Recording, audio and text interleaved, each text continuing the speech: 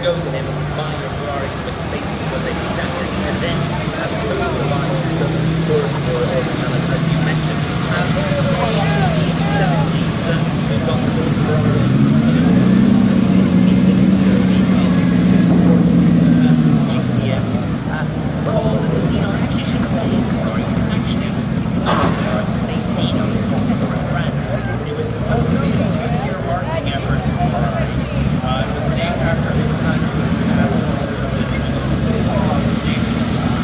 This was the first. But that car does not have a removable roof, ergo it is a Barchetta. That's a 166M, as you heard Max said, or Millimeter. It was really the first car that Ferrari offered in both road and racing car versions. Enzo Ferrari recognized you had to sell cars in order to be able to pay for his racing habits, so to speak. That was Brian and Kimberly Ross from Ohio. Can we slow the car down, please? Yeah, you guys are, it is a Ferrari. This is a Ferrari, that is true. I am Lou with another episode of My Car Story, and today we're at the Amelia in Amelia Island, and I met Tom Hill, and Tom has, well, Top Dog's Ferrari here. Tom, what year, make, and model is this one? Yeah, we got a 1962 Series 1 250 GTO. Let's take the camera off and go right to our featured attraction. So with that said, I'm up right here. Tom, come alongside me. So how does this kind of happen? First of all, how long have you had it? Well, let me tell you a little bit about this car. Please. This car was chassis number 3527. Okay. That would have made it the 6th GTO built. There were only 36 of these cars built. But in fact, the rest of the story is this car wasn't the 6th car built. This car had another car built, and they changed the number As Max said earlier, from 3527 to 3809, and the 16th car that came through, it was built as chassis number 3527. So it actually was built out of position. What's interesting about that is the GTOs, even though they were only built over a 2-year time period, had many changes. The face of the car was different between the early cars and the later cars, as well as the spoiler on the back of the car. Let's. I'm going to take a look at it from the side. So the configuration for the marker lamps, these lamps, the brake ducts, all changed and evolved through the years. So they didn't all look the same. They all have their own personality and identification. Each one has its personality. Let's go. The other thing in the back is the spoiler. The early cars, the spoiler, they didn't want the spoiler. If you look at the prototype, it didn't have the spoiler. What they didn't realize is the car had terrible lift. Okay. So they had a bolt-on spoiler and had bolts around the perimeter to hold it on. And so those bolt-on spoilers turned into part of the coachwork. And so this was a later model where that spoiler was integrated into the body panels. While I'm back here, we've got the beautiful Snap exhaust, isn't that incredible? Yeah, this guy had this great idea that these were called exhaust extractors. And the idea that the exhaust would come out, and inside there's this turbine-shaped fin that spirals the gas coming out, and it's supposed to extract the gas. Fact is, I don't think it did anything, but it looked really cool and it sounded a little different. It does. Do we have a lot of stuff in the trunk? We'll keep it closed if we do. We're open. So the gas tank did serve two purposes. A place to put the spare tire and a lot of gasoline. Because these were GT race cars, quick fill fuel caps, and then a relatively large, about a 30-gallon fuel tank in these cars. Wow, okay. Beautiful. All aluminum. Everything on the body is aluminum.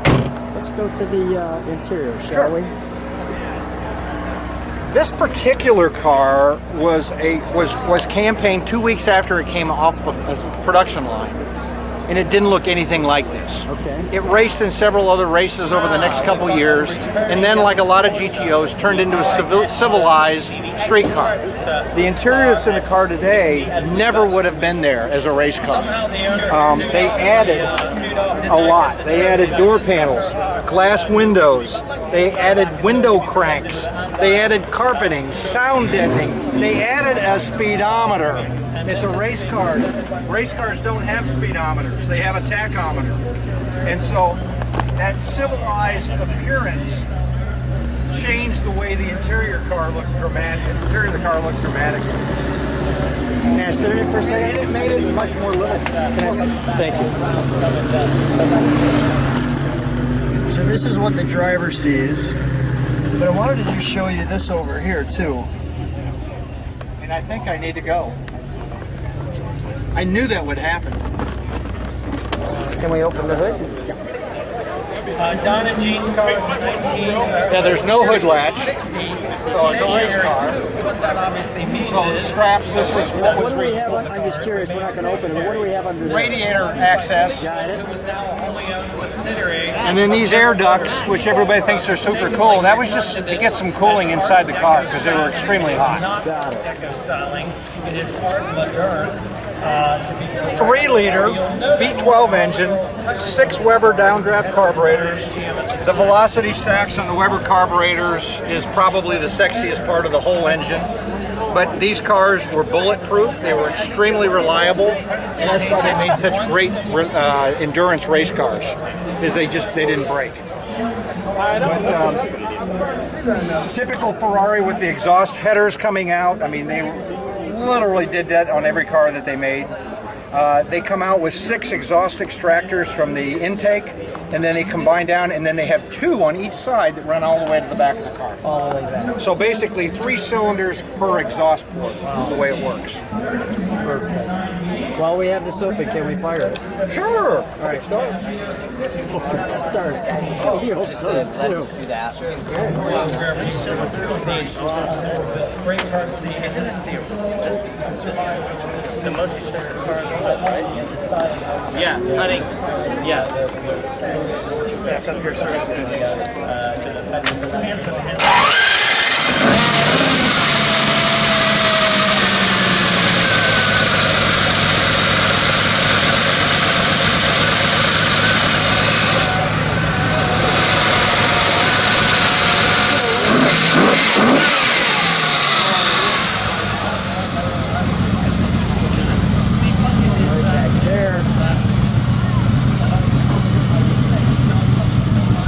Can you give it one more rev?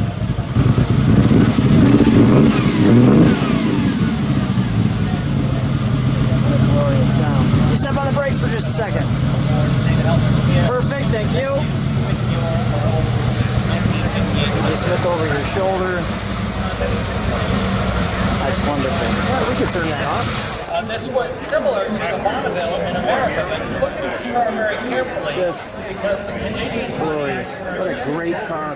Tom, what a great car. What a great chance Thank you very to hang much. out with you. So much fun. Thanks so much for sharing it on My Car Story with Lou. Thank you very much.